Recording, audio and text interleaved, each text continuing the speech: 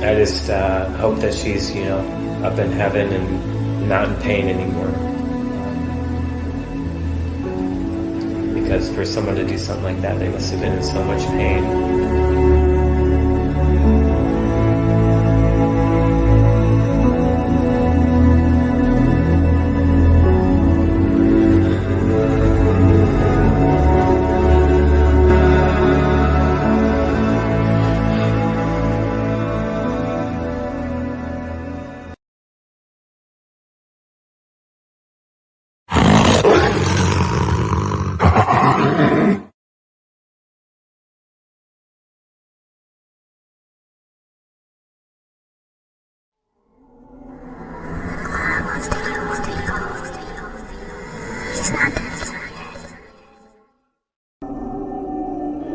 Why did you let him kill me?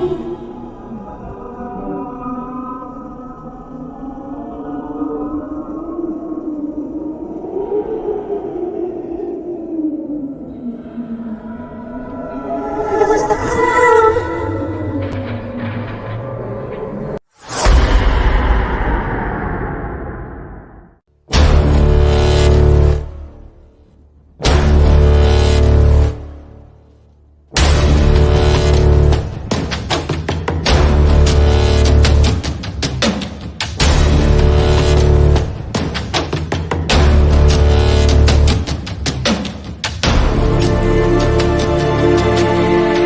Listening to Animal Paranormal Live, where we talk about all things paranormal. And now, here's your host, the Animal.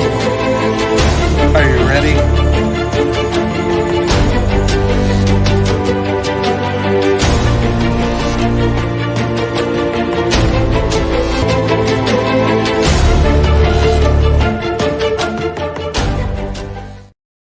Hey, welcome to Animal Paranormal. We are live. I am your host, the Animal. Well, kind of half animal. I'm kind of missing a little part of me today. I kind of cut it off.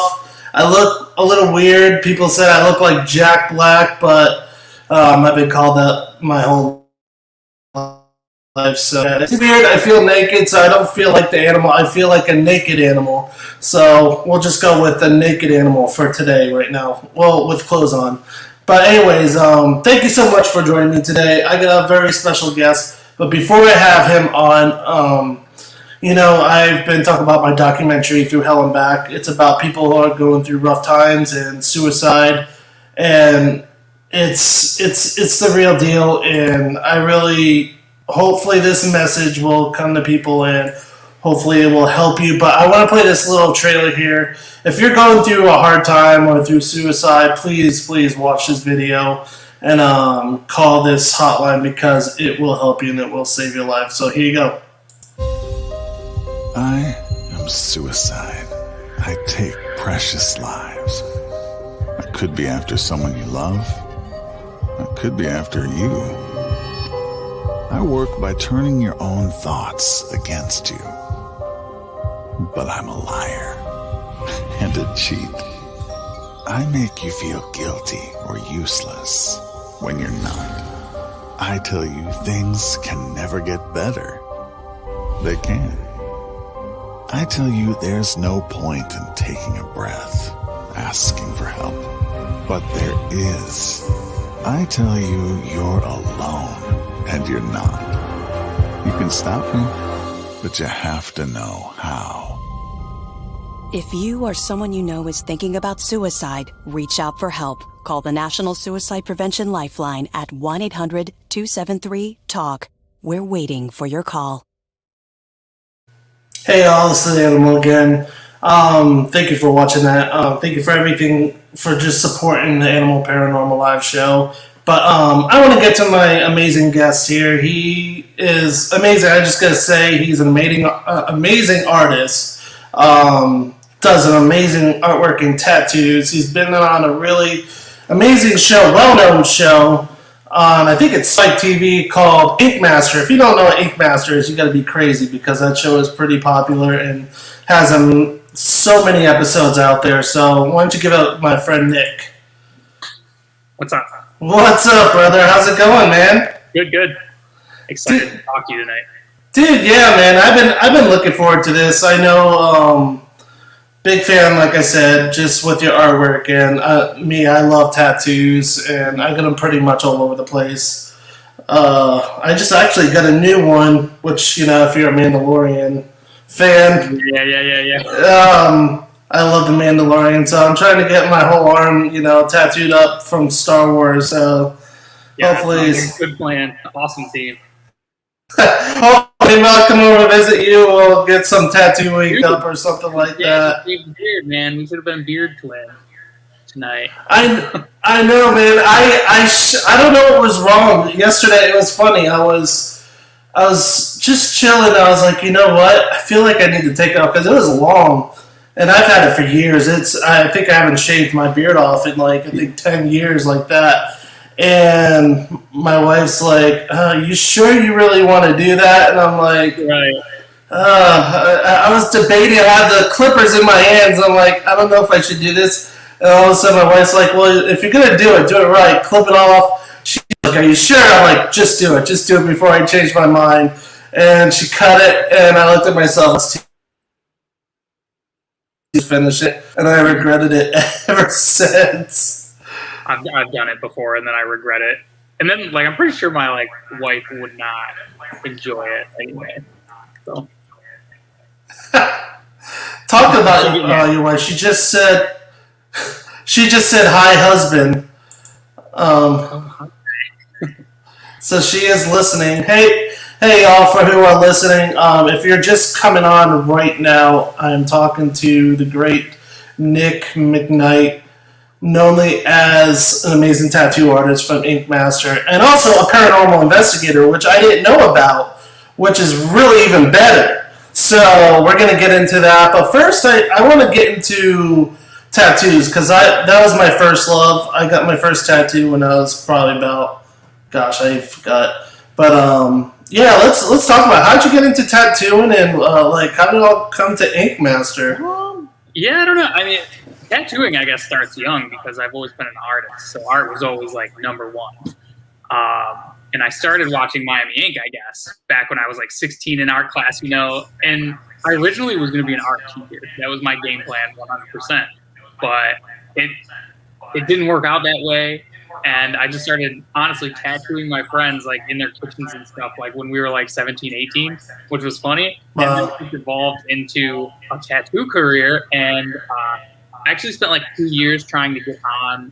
The first thing it was New York Ink was casting before it was a thing, and I tried to get on that. And then it was the next year later, Tattoo Nightmares was casting, and that's what I originally tried out for. And I did all the Skype interviews and stuff. Flew out to LA for that, and then I ended up coming home, and I got a phone call, and it was "Oh, hey man, I just wanted to call you. We think you're a little too young for Tattoo Nightmares, and we just got to tell you you didn't get on the show." And then I was super bummed, and they're like, "Well, do you want to be an Ink Master?"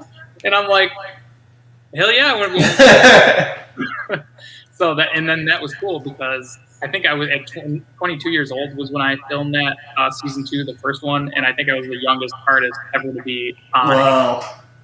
Yeah. That's pretty rad. And that's how was the experience being on that show? Because I know one of the episodes I saw you with, it was kind of a redemption when you had to draw a little dagger on. Dave. On Dave, yeah. That must have been freaking awesome doing that. Dude, I was actually shaking like it was my first tattoo because I'm like, holy shit! It's not only a judge, but it's Dave Navarro. You don't want to fuck that up. No. Because everyone's gonna see that. But it was a small tattoo, so it wasn't a big deal. I guess in terms of intensity of the tattoo because it was so quick. But yeah, that was fun. Now, tell me about the cast of the show, the judges and stuff.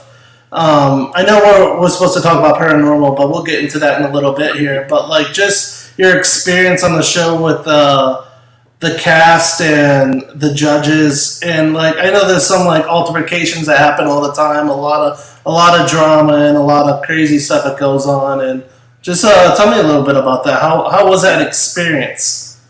So it was definitely different than I expected, which was a surprise. So you really are. You're in a situation living with these people, and they're your peers. People, some of them you look up to. Some of them, you think you can help. Things like you're artists. So like the thing is like we always help each other to get better. So we did a thing on reality shows. I assume every reality show is like this, and it's called reality. And when you do reality, you're all sitting together and you're talking shit to each other. So when we're in reality, anything we think of each other or whatever, we just say it, we talk shit, and we just know that that's like shit talking time, and we're meant to really start drama. So, I mean, it's true, but it's more like elevated. And as soon as we're done with reality, we're like making each other food, we're like hanging out, we're playing video games, playing cards, and, helping each other do art and all that stuff. So it was a very cool situation because you're doing this, you're like playing this game, but then you're also very cool with everyone involved. That's cool. Now, what about the judges? How were they really cool to hang out with? The judges were cool. I want to say the worst one is probably Chris. So, he really didn't get along with anybody. He just wanted to do his work and then like get out.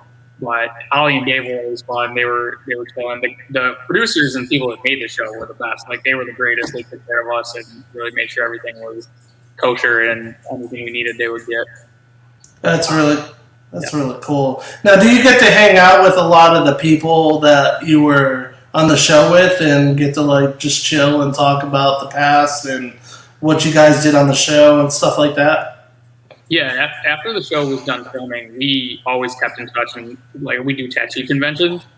So the thing is, like we would all we have a big group text, and we would just be like, "Hey, we're going to the Philly convention. Who's coming?" And we would all get booths next to each other, so it was like the whole Ink Master row.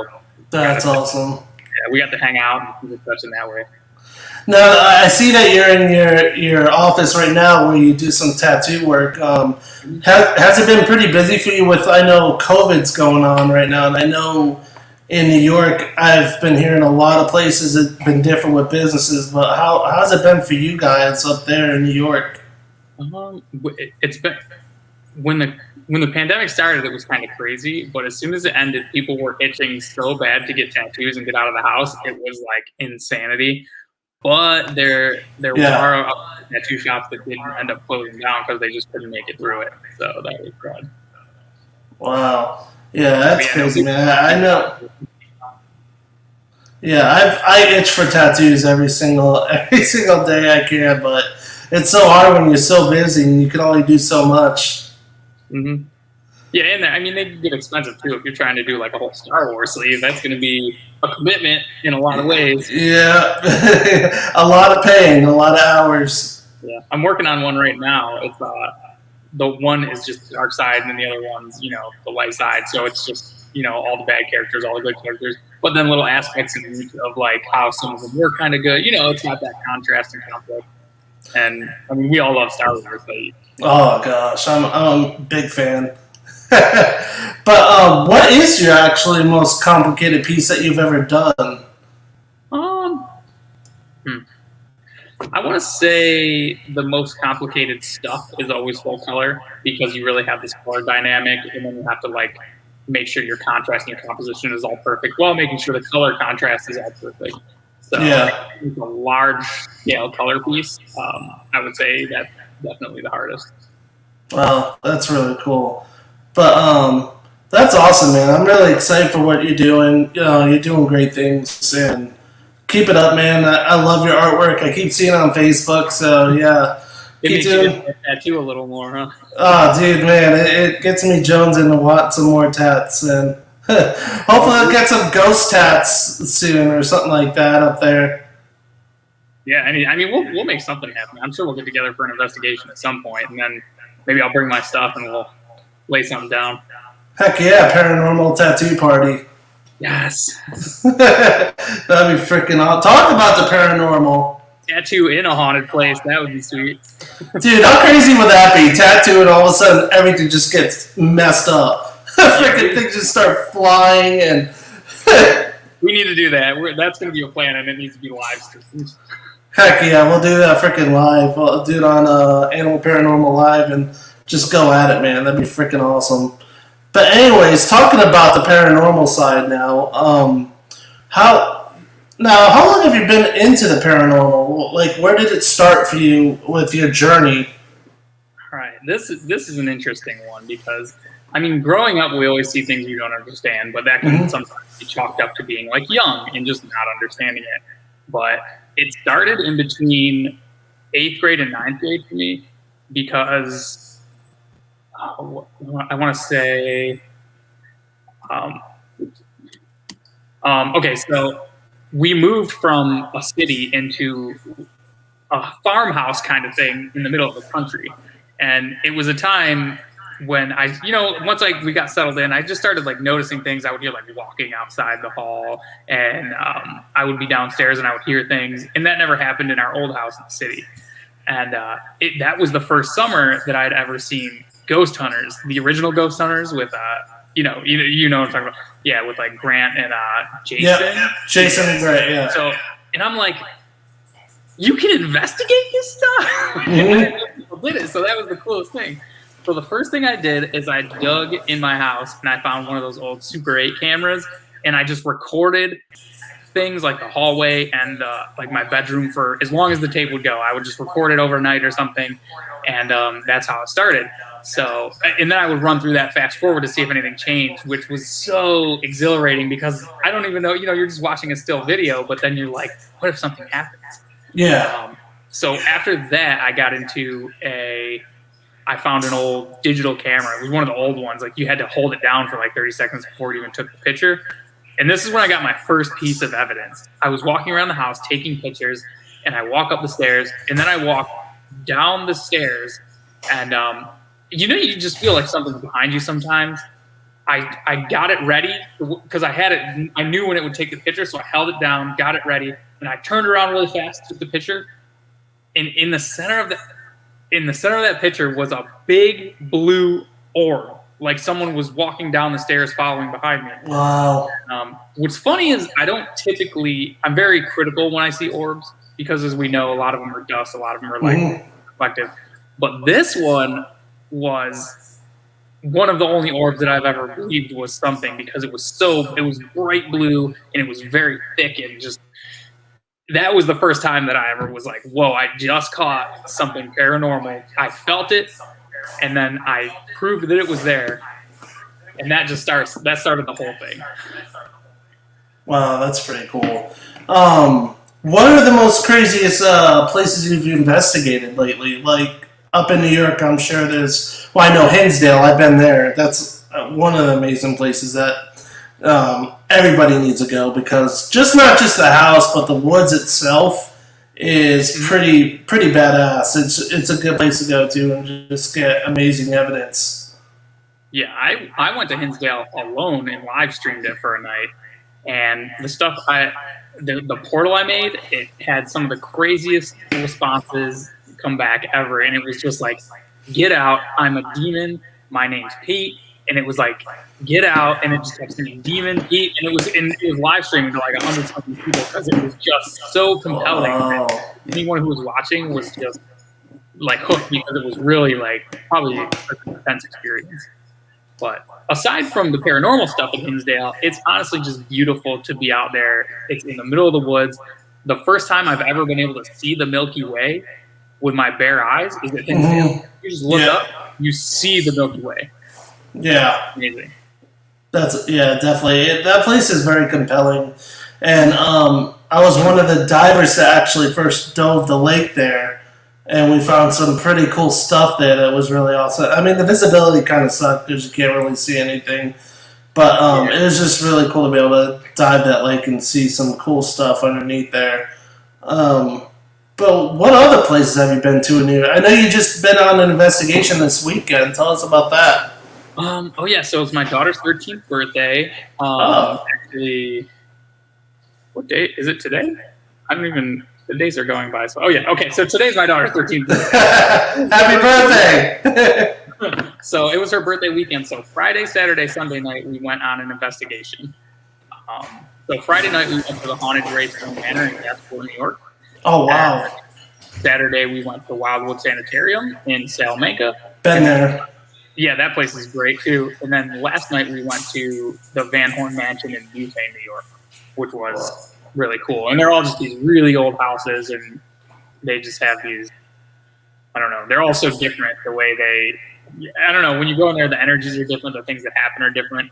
And that's the thing. When you investigate places that are just different, you're gonna get like so different of vibes. Now, did you catch anything from Wildwood? Because I know my experience with Wildwood, there was a lot of crazy stuff that's happened to me at that place. It's very intense. Wildwood is intense. It's weird in the base. We get something different every floor there, this is one of the only places that's like that. Like each floor is almost like you're going to a whole different place. Mm-hmm. In the basement this time, we caught shadow figures, and we had some of our motion sensor things going off, and it was really strange. Like I was at Hinsdale alone, right? And I keep my composure, and you keep going. But we were in the basement at Wildwood this time, and there was just an uncontrollable terror that fell over me. And I couldn't, like, my heart started beating, and I'm like, why am I freaking out? I don't ever freak out in investigations.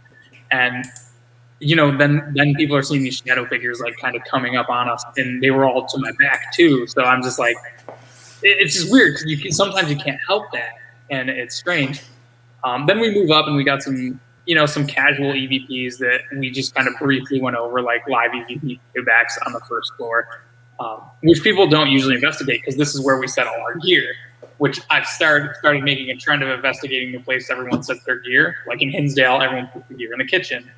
And anytime you're investigating in Hinsdale, you always hear voices from the kitchen. So we were like, all right, let's take our crap out of there and do an investigation in the kitchen. Yeah. It worked out really well. But second story on Wildwood Sanitarium, number one. If anyone goes there, the second story has the most amazing, you'll get things walking. If you ask something to set something off, it usually will. Motion sensors will get set off on command, and it's just great. Well, I know in the second, it's funny that you said that, because I had a really amazing experience on the second floor where I know, I'm trying to remember, there's a doll room, and right past it, you got the table with I think seance, I think they call it the seance area, and then right board on it. Yeah. Well, the area past that, they had a Ouija board. It was all set up perfectly. So I was just taking a picture of myself on the second floor. No one was near me or whatsoever. So I went and circled around again and went back to the same spot. No joke. I have pictures of it somewhere. There was a second Ouija board that got set up out of nowhere, right under it, perfectly out of nowhere, set up. Like here was the one that I saw first. I come around again, and a second one just set up right there. It was like, it freaking blew my mind. I've never seen anything like that. It was like almost something telling me, play with me, like. And we get we think it's a child spirit or something up there, or something maybe like a nurse, because it really will it is playful, and that's why it will just do some kind of the things you ask it to. And ironically, one of our fellow investigators this weekend when we went said she's seen. She was like, I seen like a white figure kind of manifest in the hallway, but like out of the corner of my eye. But then as soon as I looked at it and tried to focus on it, I couldn't see it. But out of like the peripheral, she did. So we put it's like a 4-way music box, but it plays music when it's triggered with motion. So we put it on in that hallway, and no one's around there, and it just was going off. So they think it might have been one of the nurses from the sanitarium. And we actually seen some cool pictures of the sanitarium. And when you go there, you've been there, it's surrounded by houses now. But originally, it's just plopped here, and there's a road, and the background was just woods. Yep. There was nothing around it, and it was just this lone building. And there's a really cool picture of it with the nurses standing in front of it. Wow, that's freaking amazing. Yeah, I want to go back there. I was planning to come back up to New York pretty soon, but with COVID going on, they've been really strict on entering and stuff like that. Yeah, New York's hard. It's probably one of the strictest states, I want to say. Yeah, so it's hopefully once everything calms down, everybody can go back to doing what they're doing. But for right now, we gotta stay locally and travel is what we could do. So, but you gotta come to Florida, man. Come here. We got some. It's hot here, and you could enjoy the beaches and Yeah, well, me and my wife were planning to move to Florida like literally this month, but with COVID happening, it's just making it tougher. So we're looking for a house still. Dude, let me know when you're in Florida. I know some cool, creepy, haunted places here. Well, you got the St. Augustine Lighthouse. You got the old jailhouse. That's really cool. So many cool places here in Florida. Just it's pretty wild. And you could do a lot of tattooing here also. Key West is somewhere I want to go for just a long weekend just to do investigations. And then during the day, just hang out at the beach. So hell yeah. There's a lot of cool stuff going on there. Well, let me know when you move to Florida, man. We'll definitely hang out and chill. That'd be pretty cool. That would be awesome. So, what is the most compelling evidence you've ever caught, like in pretty much your paranormal career? This is a tough one. I got to think about this. It could be EVP or video or.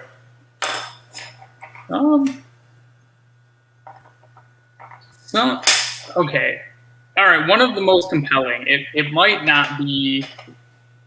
So we use these Paranologies periscope. You know what those are? Yeah. And they have the lights that actually show you the direction the thing is moving.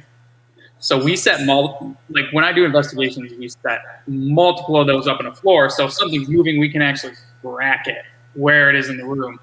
So when you do that with anything, maybe a 360 sensor or something, and you set up multiples, we had something walk out of a room, turn, walk down the hallway, and this was at Wildwood Sanitarium on the 2nd floor. And that, I think, just watching it happen is, I want to say, like one of the most compelling and amazing things you can see, because you have the scientific equipment literally tracking something moving down a hallway and out of a room.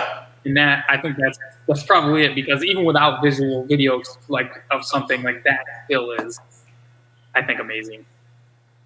That's awesome. Pretty freaking cool. Did you ever have like a scare moment ever on an investigation? Oh yeah, I mean this. Oh man, it happens. Pretty much, it made you crap yourself. I mean, I try to. So, I kind of don't want. I was trying to play it cool, but when I did my live in Hinsdale and I'm totally alone, I'm actually like scared. You know, towards the end, I started getting really scared. So I'm like, I need to leave, because not only after the spirit portal was happening, that was just weird in general, because it was saying demon over again. And then I got demon on the ovulus that I was holding, which I forgot, which was just crazy. But after this, I turned that all off. I was sitting at the kitchen table, and I actually have this on video too. You just hear a human voice that sounded like it was coming from the other room, and it like coughs or something. And you kind of see me on video, and I'm just like, oh shit, I heard something, But at that moment when I heard that, I was like pretty much done, but trying to play it as cool as possible.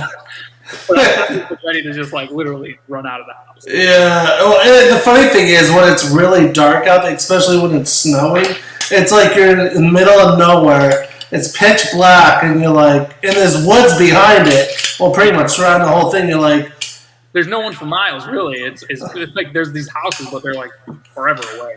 Well, it's funny because like Dan, the owner, he talks about puck wedgies. You know what a puck wedgie is? Being there and Bigfoot sightings and UFO sightings. So it's like, imagine being in a place by yourself and something freaking comes up on you in those woods. Yeah, but that's what makes it. Because at that moment, I was kind of like, was that someone outside? Like, what was that? I'm scared. But there's a lot outside too. We were packing up the car, and I didn't see this, but my wife and my daughter and my sister were in the car as I was like locking up the door, and they were, and so the headlights shine out towards the pond, and they're freaking out because they're like, something just popped its head out from behind the house, and they're like, get in the car, let's go. And I'm like, are you serious? But yeah, I didn't see that one, but that one made them kind of lose it. Well, we had an incident when we were doing a project there, some filming. One of the film guys, I think it was a sound crew, their car turned on by itself, which I thought was pretty weird. I was like, what the hell? How is that possible? A spirit turning on a car? Which is kind of funny because I had that incident happen here locally at my my friend's house. He bought a car. It was a PT Cruiser, parked it in the front of his yard, and all of a sudden, the first night he had it, lights started going on and off, started blinking and stuff like right in the front of the house. So he's like, what the hell is going on here? And then he's like, didn't think of it. And then all of a sudden the lights blew. So he went in the house. And then he freaked out. So he parked the car right on the side of his house. As soon as he did that, the next night his well system started making a weird noise. And then all of a sudden that blew. And the well system. So that was like his water system? Or something? Yeah. So, and the well guy's like, I've never seen this ever in many years doing this. So he's like, okay, there's something wrong with this car, spiritually. So he puts it on for sale, and this woman comes up, interested in the car, and he didn't know she was like a psychic medium. And as soon as she came up, she's like, there's something wrong with this car. And it's like, go on, tell me more about it. And she just kept saying, like, someone, like, committed suicide and all this stuff, and blah, blah, blah went on, and she ended up not buying the car, but it's pretty creepy, so it's stuff like situations, you kind of got to offload that to someone who's not sensitive to spiritual. That's so funny. But yeah, no, technology has its, issues, but I mean, that tells you something. Mm-hmm. Sell that car to Zach Bagans or something for his museum. Yeah. Now, you were saying that you got the evidence from the Hinsdale where it said devil. Is that right? Yeah. Now, I know. No, one thing I want to ask you is, I know a lot of times spirits can manipulate that, thinking that it could be something, actually, is it the devil, or could it be a spirit that's trying to trick you? What's your thoughts on that? Hinsdale's kind of strange, and I think it might, maybe someone did a seance there or something weird. I think it might be just have, a really powerful gateway. And a lot of times you get different things coming in and out because there is some kind of weird shadow over it. But a lot of the times it's so different. It just, you interact these different situations. But in that case, I was vulnerable because I was alone. And I think that's why maybe some of the negative stuff came out. But, you try not to let it affect you because, this is what you do. This is what we sign up for. Yeah. Now, would you ever do it again? Yeah, oddly enough, I'm called back to do it again, which is strange. And it was just a great experience because I think you do get more when you're alone. So I would like to do more places completely alone and just bring all my gear and go with whatever happens. Well, that place has a history of calling people back, which is kind of funny you said that because I've had dreams after being there, and I told Daniel, I was like, dude, I had a dream of just people just calling out in that forest area behind. I saw the Hinsdale, and then I saw just screams behind the house. And Dave's like, it's funny you say that because this house calls people back. For some reason, this house is an entity of just bringing people for somehow. Yes, okay. So this is a weird phenomenon because I hear so many people say it. And I started, noticing it once it called me back. But for those who haven't experienced it, it's really weird because, like you said, it does. It something about it is magnetic and just wants you to come back to it. And it's a strange feeling that, I don't get that way with Wildwood. I'm always excited to go on an investigation, but I'm not I need to go back to Wildwood. But for Hinsdale, I'm I crave to go back there. It's very weird. It's pretty crazy, man. So, what kind of paranormal toys do you like to use in your investigations? I don't like to call them toys because that's what they pretty much are in the paranormal field. It's so my thing is really tech. I'm very scientific, so I want tech that, one, is going to give me scientific data, not something, portals are a good tool, but I don't consider them as anything, like it's really going to give me any solid evidence.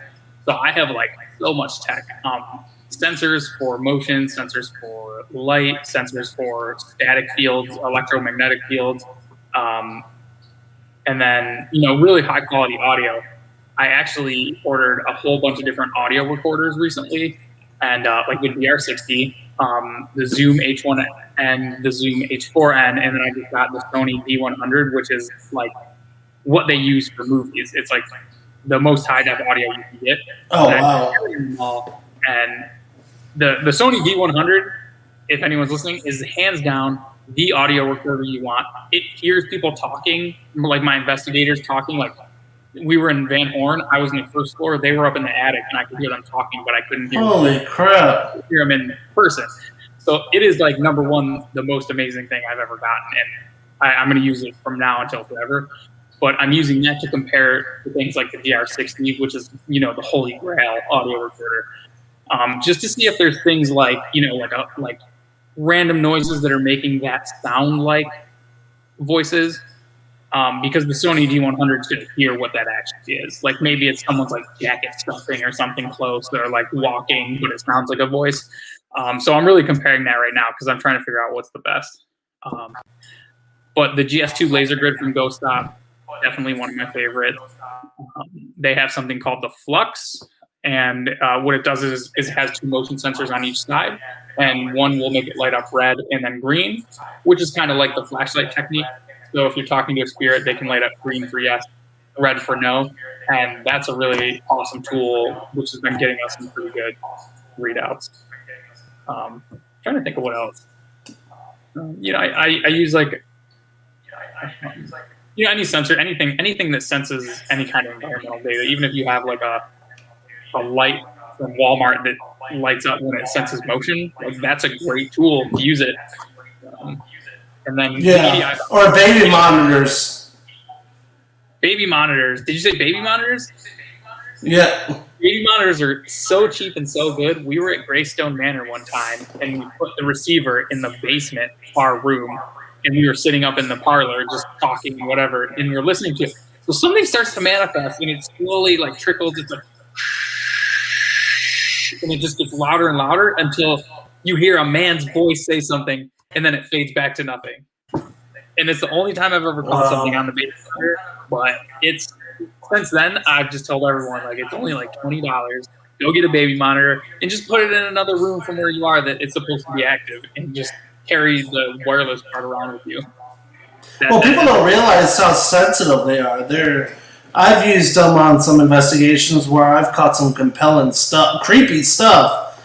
Just dark voices coming through them, and you're like, what the hell, It's just, you could do so many experiments. I don't know about you, but like, I like trying all different kind of experiments, like with baby monitors, with water. I'm a underwater paranormal diver, so we do a lot of underwater research for paranormal.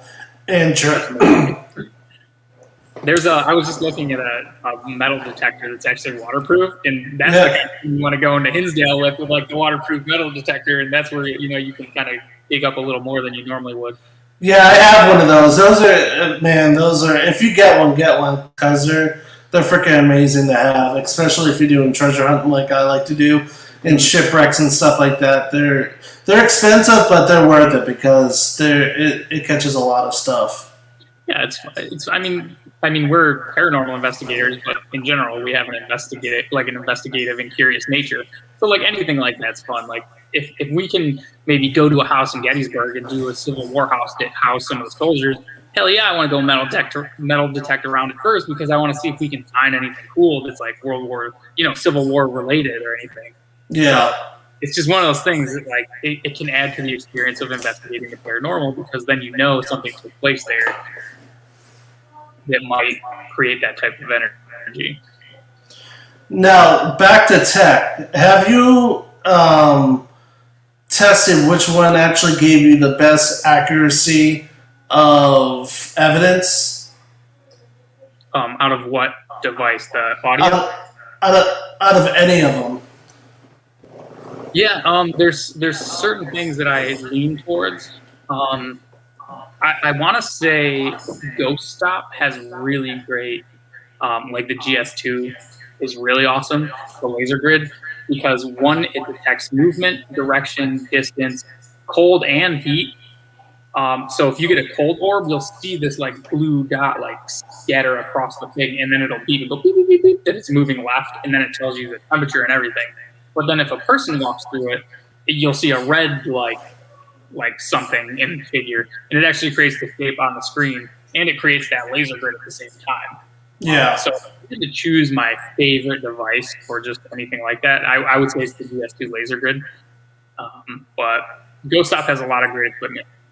That's all. Now, have you ever found any equipment that would interfere anytime with other equipment? Have you ever had that where you thought it was something, an entity, but it was interfering with your phone or something like that? Because I know with me, like, I always like try to test, like, to make sure like my phone's not interrupting the EMF detector or something. It's not putting off a certain frequency. So I wasn't sure if you like had that same kind of issue also in investigation. Well, I mean, phones are the number one thing that messes up any paranormal equipment. Yeah.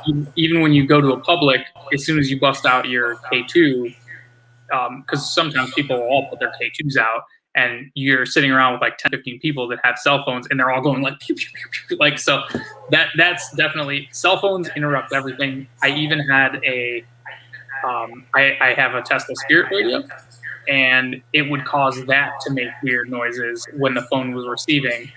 We found out. So, and we tested this by sending text to like just out while we were sitting next to it, because we're like, why is this happening?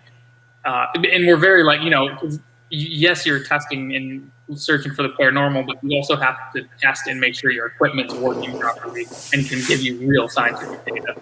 So phones will mess up your K2s, your EDI, like anything you're using that's going to detect stuff, the phone's going to mess it up. So you got to put it in airplane mode, airplane mode before an investigation. Wow. That's awesome. And folks, if you have any sorry I haven't been able to say hi or anything like that, but again, Nick McKnight is here. We're talking all things paranormal, and also earlier, if you weren't here, we were talking about Ink Master.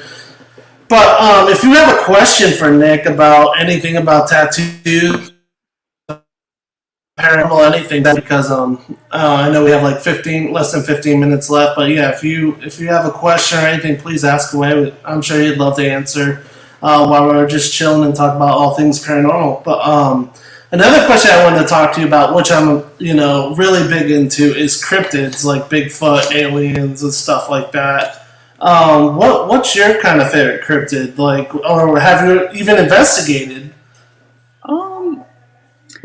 A lot of the time, okay, so things like Bigfoot I haven't investigated. UFOs definitely. The next thing on my list is to get a really good telescope. But if you want to look for UFOs, Hinsdale's the place to go. Just go out there, look at the sky. You can see the Milky Way. It's great. But yeah, I'm very interested in it when I can. But the closest thing I want to say I've seen or heard would be maybe something along the lines of like the Pukwudgie down at Hinsdale when you're in the woods. But a lot of the times with my brain, I'm like, oh, it's probably a raccoon. Like, oh, it's probably a squirrel. Oh, it's probably a rat or something. So I've never gotten evidence, but I almost want to say the best way to look for that is you need to have a FLIR camera or something. Like you need a heat sensor, because you can see through the trees. Like, what's going on. Now, what's your thoughts about Bigfoots and stuff like that? Do you think they're real, or do you think there's something spiritual, or?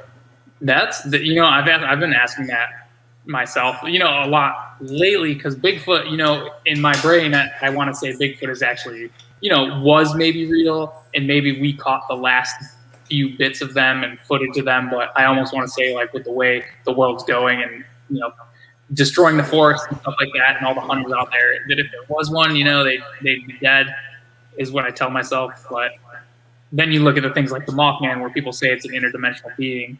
And I haven't had much experience with that or done much research into it, so there's always that possibility. Well, I know people, there's been recent sightings of the Mothman. I think they said Chicago or something like that. So it's just interesting how people see this stuff. If what they're seeing is actually what they're seeing, or is it something that could be just who knows what it could be? I know in Florida, it's not called Bigfoot; it's called the skunk ape. Skunk ape. So, which is kind of comical because we're in the the middle of the Everglades, so Yeah. it makes sense, I guess. But yeah, it's so many new sightings. We also got some kind of pterodactyl kind of flying creature that flies over the Everglades that people have seen recently, and just huge, gigantic snakes that are bigger than people, and it's I believe the snakes are there. I've seen snakes that are like 3 people big. yeah. But, it's hard because when I think of a skunk ape, you're in a place like Florida where it's just getting harder to survive out there in the wild. You got gators, you got big ass snakes, you got poisonous snakes, you got spiders, and it's just it's a tough place, man. I don't know. Up in like Utah and stuff though, or like in Washington State, that's where I would expect to see a Bigfoot. Somewhere up there where it's just a little, he's got a big fur coat. He can survive the winters and he can get through that dense brush, and he's got a lot of places to hide. So Yeah. And I mean, it's not. But when I look at that, I don't look at something supernatural. I look at something, natural, because we do see creatures similar, and there's a lot of similarities in us versus, and then you look at gorillas. So it might just be a relic of natural life that's just kind of hung on there a little bit. And you're talking about Sasquatch.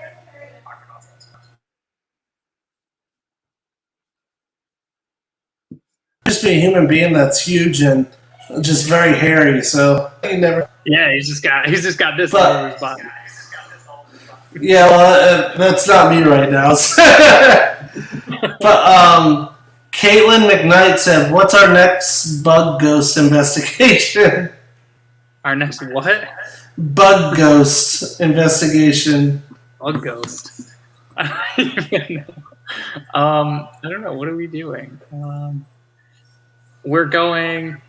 We actually have Bobby Mackey's coming up in April, which is going to be cool. Oh, it's funny you said Bobby Mackey's because I was just watching Ghost Adventures that covered Bobby Mackey. That's in Kentucky, right? Mm-hmm. The first one, because I think they went there like two or 3 times. Yeah, I saw the very first episode that was very raunchy and where it's young Zach Bagans. It was so weird, and just the way that it was made. Mm-hmm. We were literally just watching that episode before I came in here, and it's funny because there was like that really good shadow figure that he got, but then there was the scratch. Then he had the scratches on his back, which sometimes when I look at that, I go, and you're running a TV show, I just go, okay, maybe you did that for TV. So Yeah, I have to be present for scratches to believe in them. I mean, I've seen people getting scratched, but when you go into an old place like that, people lean up against stuff, and you know what happens with the skin? It just like indents, and then you get that impression, and it could be anything. I mean, it could be that, or it could be a ghost. I don't know, but it's just weird. I've seen people get scratched in the face. It's weird how something like that paranormal that could do something to a person like that doesn't have skin, doesn't have nails, but it's like air scratching you, which doesn't make sense at all. But it's very, very interesting. Yeah, well, then you wonder what creates these like full body apparitions we see. Like when we were just at Wildwood, one of the investigators we were with, she said, "I seen a white thing manifest, and it was like a long dress, and you could see her head and stuff." And maybe whatever creates that, maybe what people call ectoplasm. Maybe there's something with that to create that ability to affect our motion sensors and affect our devices, and also manifest themselves. So, I mean, we've heard things move, we've heard things walk, we've seen things happen, and some sort of energy has to be manifested to make it happen. Yeah. So, what causes that? I don't know. Who knows? Now, what's your big dream investigation that you want to do? What's like your top bucket list? Oh man, I want to go to Edinburgh, Scotland, so bad. The wife wants to too. She wants to go so bad. That'd be Probably just enjoy the place, but oh man, it looks so awesome there, and those buildings are older than like our whole country. So, yeah. Oh yeah, 100%. I want to do the Dracula Castle. I think that place, out of all of it, man, it's you could actually stay the night there and by yourself if you want to. Actually, I think you're allowed to now. They said you could actually purchase like one night to sleep there and do a paranormal investigation. where is that? Oh gosh, I gotta look it up. I can't remember where it's at. Dude, the negative energy that has to be flowing through that place, because you're talking some of the crazy shit. This dude was just massacring people. Vladimir, Vladimir something. The Impaler. Yeah, dude, just crazy. Just think of the history, because I love history, and just the crap he used to do to people, and just freaking, I don't know. It's pretty cool. But anyway. But anyways, before we actually head out off the show, what kind of advice would you give a paranormal investigator that's new to it? What kind of advice would you give them? If you're new to investigating, the one thing I want to say is you don't have to go buy anything expensive. If you have a cell phone, you have a good EVP recorder, get out there, go to a place, and just feel it and experience it firsthand, because the first thing that needs to happen is you need to have a passion for it, and you need to understand what you're doing, and then it's going to grow from there. So the most important thing is just get out there, go places, do these places, and feel it out. That's awesome. Before I got one more question for you, but before we go, do you have anything you want to plug in, like about your tattoo studio or what you're doing, or where they could find you at on Facebook or your pages?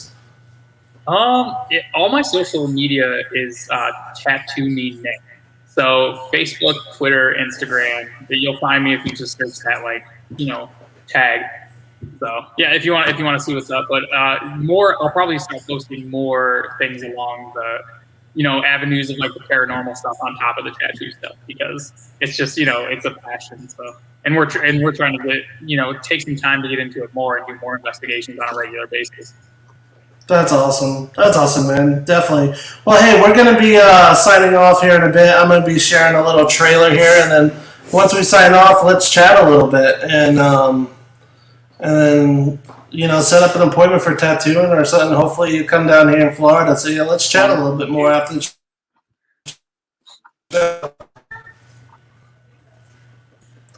So that's a wrap, people. Thank you so much for joining Animal Paranormal Live. Thank you, Nick, for signing on with me. It's been a pleasure, and I can't wait to talk to you more after the show. And folks, please, stay safe out there, wear your mask, and have fun. Bye. I'm Mike Hatcher. Hey, folks, it's Ernie Pack. I am Natalie Jones. What's up, everybody? My name's Matt Warner. Hey, I'm G-Man. You know what? I'm George Joplin. I'm anybody you want me to be, but you know what? There's one thing I am. I'm part of the para movement. That's right. Feel it. Oh, feel it. My name is Melody Knapp, and I am part of the para movement. This is April, the Psychic Housewife from New Jersey, and I am part of the para movement.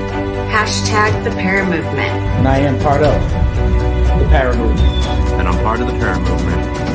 I'm Sophia Tambrelli, and I'm part of the para movement. Just wanted to talk real quick about the para movement that's going on in the world. It's all about para unity. It's about para family. It's about diversity like you'll see nowhere else. In the paranormal community, we got folks of all races, religions, sexual orientations, political beliefs, you name it. And we're spreading positivity, good vibes everywhere. So, hashtag the para movement. Join it, be a part of it, and everybody have a great day. Take care.